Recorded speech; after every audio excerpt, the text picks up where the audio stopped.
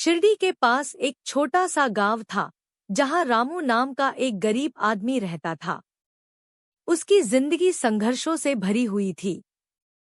वह सुबह से शाम तक मजदूरी करता, लेकिन फिर भी मुश्किल से अपने परिवार का पेट भर पाता था। कई बार ऐसा भी होता कि उसे काम ही नहीं मिलता और घर में चूल्हा ठंडा रह जाता। उसकी पत्नी की आंखों में चिंता साफ दिखाई देती थी। वह अक्सर कहती, कब तक ऐसे ही चलेगा रामू? कुछ तो रास्ता निकालो। लेकिन रामू के पास कोई जवाब नहीं होता था। वह बस चुपचाप आसमान की ओर देखता और अपनी किस्मत को कोसता। एक दिन गांव में किसी यात्री ने बताया कि शिरडी में साईं बाबा हैं, जो सच्चे मन से मांगने वालों की हर इच्छा पूरी करते हैं। यह सुनकर रामू के मन में एक नई उम्मीद जागी। अगले ही दिन वह नंगे पांव शिरडी के लिए निकल पड़ा। लंबा सफर तय करके जब वह साईं बाबा के दरबार में पहुंचा, तो उसकी आंखों में आंसू थे और दिल में दर्द भरा हुआ था। वह बाबा के चरणों में गिर पड़ा और बोला, बाबा, मेरी मदद करो। मैं बहुत परेशान हूँ। मेरे पास अपने परिवार को खिलाने तक के पैसे नहीं हैं। साईं बाबा ने उसे बहुत ध्यान से देखा और मुस्कुराते हुए केवल इतना कहा, श्रद्धा और सब्र रखो। रामू को यह सुनकर थोड़ी निराशा हुई। उसे लगा कि शायद बाबा उसकी परेशानी को समझ नहीं पाए। लेकिन फिर भी उसने बाबा के शब्दों को अपने दिल में बसा लिया और चुपचाप अपने गांव लौट आया।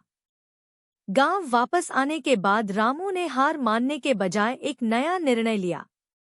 उसने सोचा कि अगर बाबा ने श्रद्धा और सबूरी रखने को कहा है, तो जरूर इसमें कोई गहरा अर्थ होगा। अब वह पहले से भी ज्यादा मेहनत करने लगा।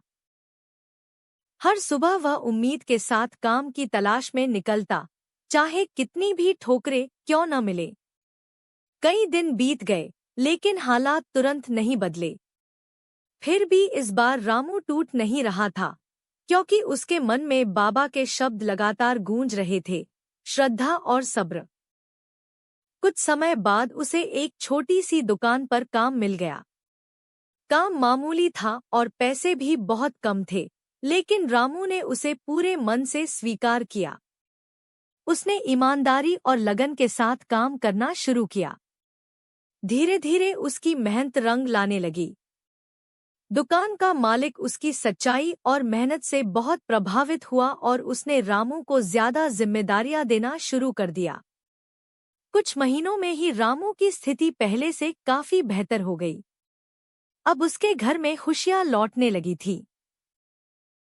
रोज का खाना मिलने लगा, बच्चों के चेहरे पर मुस्कान आ गई और उसकी पत्नी की आंखों से चिंता दूर हो गई। एक दिन जब रामू शांत बैठा अपने जीवन के बारे में सोच रहा था, तब उसे अचानक साईं बाबा की बात याद आई। उसे समझ में आया कि बाबा ने उसे तुरंत धन नहीं दिया, बल्कि उसे सही रास्ता दिखाया था।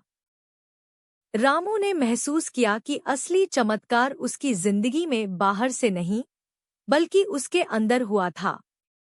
उसकी सोच बदल गई थी, उसका नजरिया बदल गया था और उसने धैर्य और मेहनत का असली महत्व समझ लिया था।